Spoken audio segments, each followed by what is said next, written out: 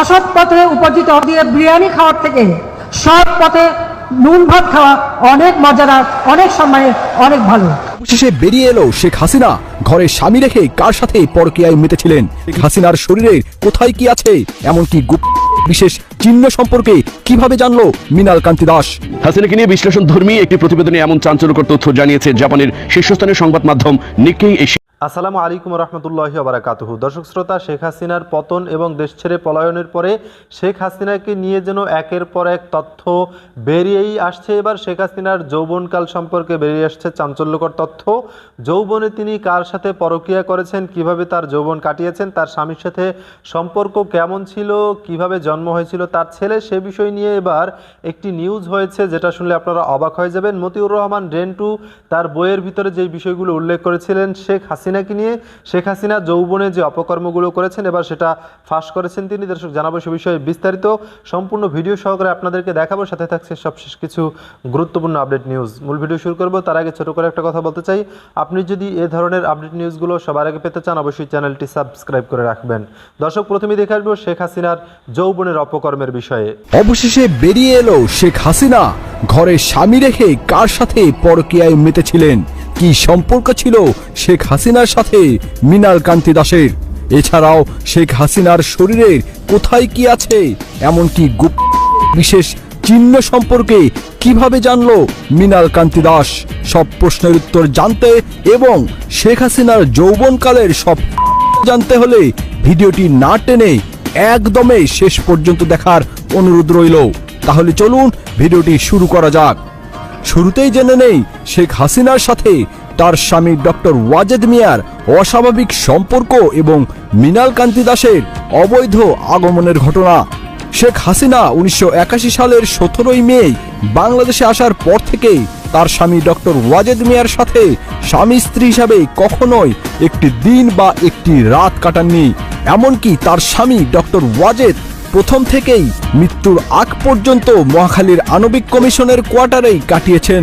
শেখ হাসিনা বাংলাদেশে আসার পর তার মহাখালী ডক্টর ওয়াজেদ মিয়ার কোয়ার্টারে থাকলেও ওয়াজেদ মিয়া থাকতেন ওই কোয়ার্টারের ভেতরের রেস্ট হাউজে। দুজনে দুজনার সাথে দিনে রাতে দেখা সাক্ষাৎ তো দূরের কথা, মুখোমুখিও হতেন না।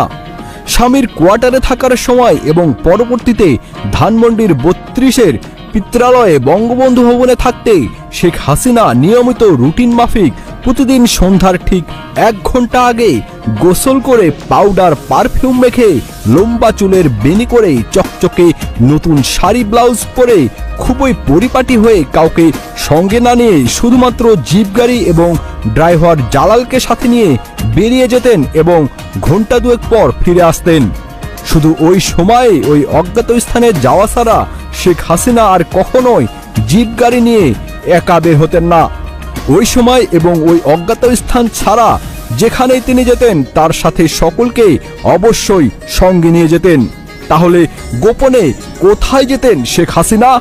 মূলত 1987 সালে মুন্সিগঞ্জ হরগঙ্গা কলেজ ছাত্র সংসদের ভিপি তরুণ যুবক মৃণাল কান্তি দাসের সাথেই শেখ হাসিনার পরিচয় হয় এবং পরিচয়ের পর থেকেই মৃণাল কান্তি দাস 32 নম্বরে বঙ্গবন্ধু ভবনে দিবা রাত্রি সার্বক্ষণিকভাবেই থাকতে শুরু করেছিলেন। শেখ হাসিনা তখন ওই বাড়িতেই থাকতেন। এরপর থেকেই শেখ হাসিনা রুটিন মাফিক সন্ধ্যার আগে অজ্ঞাত স্থানে যাওয়া ছেড়ে দিয়েছিলেন। এরপর থেকেই অধিক রাত পর্যন্ত, এমনকি গভীর রাত পর্যন্ত বঙ্গবন্ধু ভবনের লাইব্রেরি কক্ষে ভেতর থেকে দরজা লাগিয়ে মৃণাল কান্তি দাস আর শেখ হাসিনার কুটকুট করে কথা বলতেন এবং খিলখিল করে হাসতেন। শেখ হাসিনার কাছে মৃণালের গ্রহণযোগ্যতা এতটাই বেড়ে গেল যে তা সকলের ঈর্ষার কারণ হয়ে দাঁড়ালো।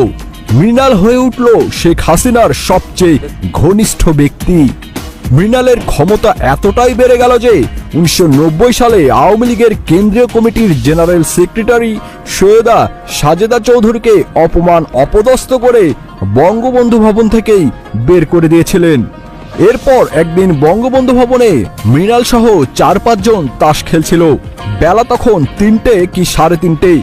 এমন সময় শেখ হাসিনার একমাত্র আপন মামা আকরাম মামু এসে কুভঙ্গিতে কুইঙ্গিত করে বলেছিলেন, এই মৃণাল যাও না, তোমার জন্য না খেয়ে বসে আছে। মৃণাল তার বন্ধুদের সামনেই তার ক্ষমতা প্রদর্শনের জন্য জবাব দিয়েছিলেন, আরে থাকতে দেন না কিছুক্ষণ না খেয়ে। ব্যাপারটা এমন ছিল যে মৃণাল খেতে যাচ্ছে না, তাই শেখ হাসিনা না খেয়ে মৃণালের প্রতীক্ষা করছেন। এরপর একদিন মৃণাল শেখ হাসিনার উপরে রাগ করে চলে গেল।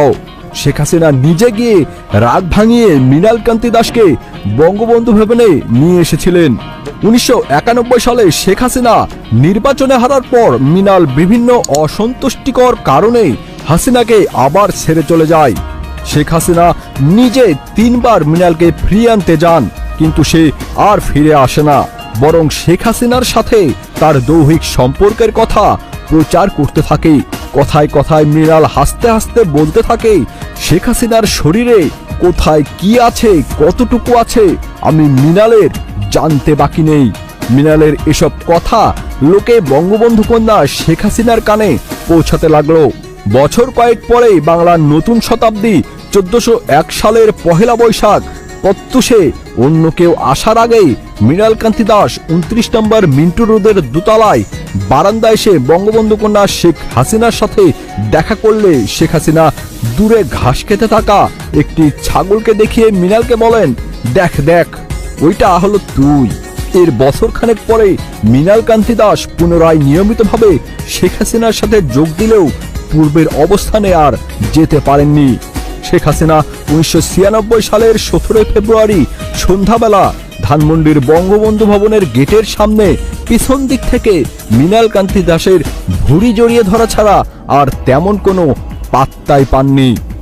বন্ধুরা, এই ছিল মৃণাল কান্তি ও শেখ হাসিনার রঙ্গলীলা। শেখ হাসিনার যৌবনের আরো প্রেম কাহিনী আসছে পরবর্তী ধারাবাহিক ভিডিওতে, তাই ভিডিওগুলো দেখছিলেন বিস্তারিত এই সম্পর্কে আপনাদের মতামত কমেন্টে লিখে পাঠাবেন। এবার দেখে আসবো আরো একটি আপডেট নিউজ।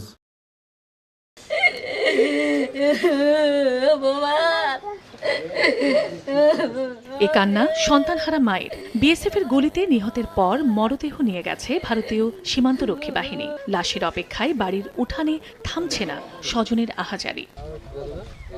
বিজিবি ও স্থানীয়রা জানান, সোমবার ভোরে বালিয়াডাঙ্গির সীমান্ত দিয়ে 18 থেকে 20 জনের একটি দল ভারতে ঢোকার চেষ্টা করে। ধনতলা বিওপির 393 নম্বর পিলারের কাছে গেলে ভারতের ডিঙাপাড়া ক্যাম্পের বিএসএফ সদস্যরা গুলি ছোঁড়ে।